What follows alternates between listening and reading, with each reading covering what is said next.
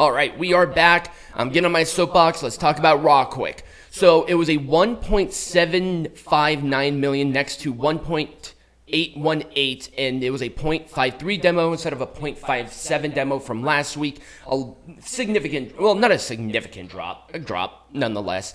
It just, the whole show felt very weird. There was not a whole lot of structure within it. The main event was fine, but, you know, Kevin Owens being hurt is putting the tag team champions into a state of what the hell's going on with it. And this is the go-home show for SummerSlam. You would have thought that there would have been something better here.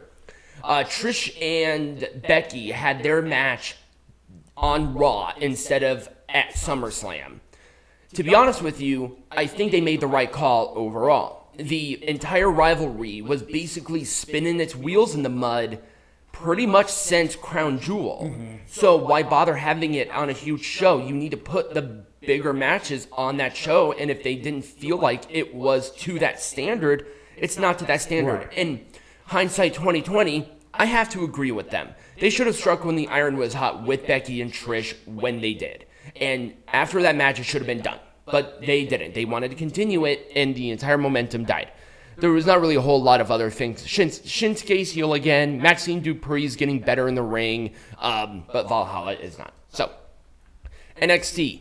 NXT was a 717K instead of a 703K, and it was a 0.23 next to, well, 0.23. So they actually went up a little bit, which is good. So Gallus, the Gallus six-man tag with Santos and the D'Angelo family. I like the main event, but it just was like, let's just put more WWE stars in here because I think they're trying to go after AEW overall. But we'll talk about that when we get to talk about that. Eddie Thorpe and Dijak was fine. There was just a whole lot of fineness here. Baron Corbin Andre Chase was actually a good match because we're starting to see some friction within Chase U, which I think is definitely needed.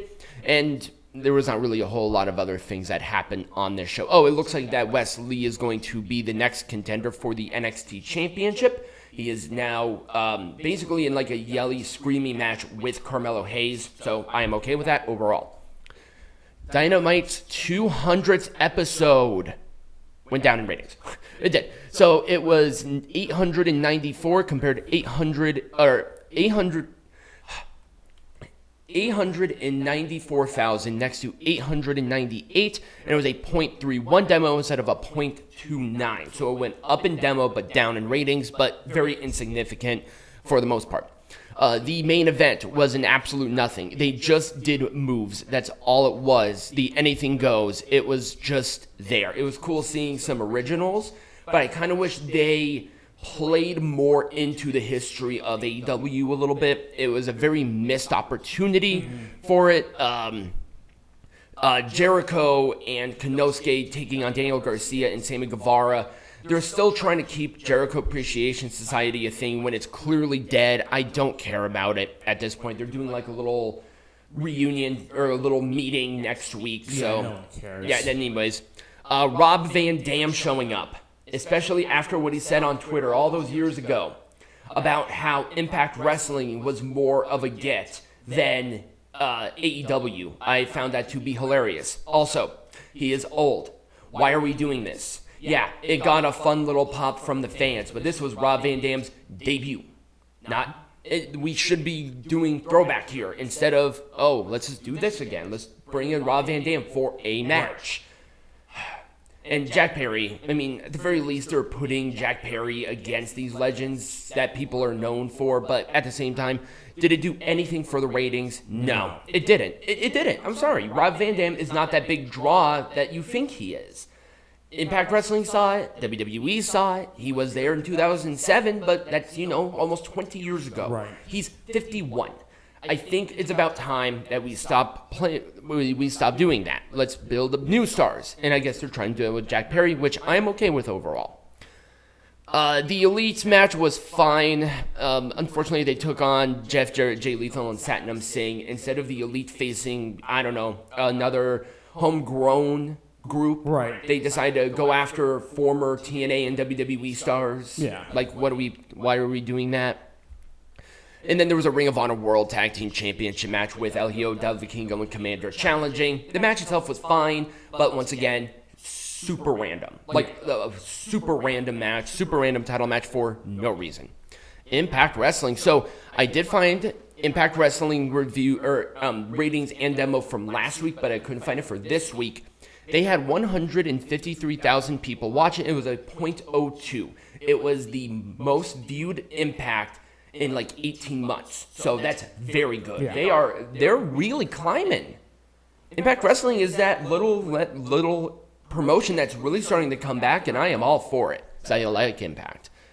The Rascals had a tag match with Jonathan Gresham and Speedball Mike Bailey. The only thing I don't like is that I feel like they just have no idea what to do with Jonathan Gresham or Mike Bailey. Yeah. It is like they're teaming again, but they were having friction. It's like, right. What are we doing with that? Kenny King, Joe Hendry, I almost said John Hendry. Joe Hendry and Yu Uemura had a digital media title match. It was fine. Deonna Purrazzo and Trinity took on the Coven. It was fine. There was not really a whole lot outside of that, but, you know, Trinity is being the draw, and that's probably why they got a good rating. I'm not sure yet. So, SmackDown, obviously, I did not find ratings, but last week got 2.323. Jeez, try to say that 5 times fast. Million viewers, and it was a .61 demo, and that was for last week. Jey Uso and Solo Sikoa had a fine match. This was obviously with hindsight in mind. Io Sky lost to Zelina Vega for some reason. I have no idea why. Grayson Waller effect with damage control was good because Shotzi returned, and I like the look. It's actually working for her overall. So I'm very happy about that. Other than that, there just wasn't really a whole lot there. It was a go-home show for SummerSlam. Yep. LA Knight and Sheamus had a fine match despite the botch. It's like, yeah, he fell backwards on the ropes. Okay. Make mistakes. It happens. They recovered well. So, let's talk about Collision. Which was competing with SmackDown. SummerSlam. SummerSlam. Last week was a 739,000, which was once again down. Yeah. Actually, I heard through the grapevine that preliminary numbers have come out. I think this week only had 610,000. Ouch. Yeah. But again, this is what happens when you put a show on a Saturday. Don't put shows on Saturday. Especially when you're talking about competing with a Big Four. Yeah. It's like, what are we doing here? I don't know. And also, not only that, but you had the Jake Paul boxing fight. Yeah. You really think you're going to compete and get better ratings? Come on. SummerSlam did awesome, I'm sure. And it was a .27 demo. The ratings just continue to fall, even if there is no competition. You know why? Because people don't want to watch a show on a fucking weekend. Yeah. And before you get me with the DVR, I need tangible numbers to understand it. So don't come at me with that. Right. Stupid. CM Punk and Ricky Starks had a match for the real world's champion. Whatever. There were like 3 title matches in this show. They were really trying to compete. House of Black had a bunch of randoms face them for the trios champions. Samoa Joe called out CM Punk for Wembley, even though MJF and CM Punk for the titles is a much better match. But guess what? I feel like they're waiting until All Out for that, which I think would be an enormous mistake. You need the best card for Wembley. You got the tickets already, which is great. But you got to put on a better thing than Adam Cole and MJF again for the world champion. That is not that caliber of a match for a stadium. I'm sorry. It's not. Yeah, whatever works for them. God, it's stupid. And they continued to book the women horribly because Chris Statlander had a TBS champion match with Mercedes Martinez, and they just had a bunch of people run out, including Diamante. Kind of interesting there. But I do like the feel of the show still. I will always rant positively about it because it does feel like a different show. Just wish it was on a better night. And then finally, FTR defended the tag team champions against Big Bill and Brian Cage. I liked it. I liked the team of Big Bill and Brian Cage. A lot of B's. So, but, FTR continuing to be a great tag team. Oh, and then they challenged the Young Bucks rubber match for the titles at Wembley. That's a better match there. But that is my soapbox. When we come back, we're going to be talking about SummerSlam.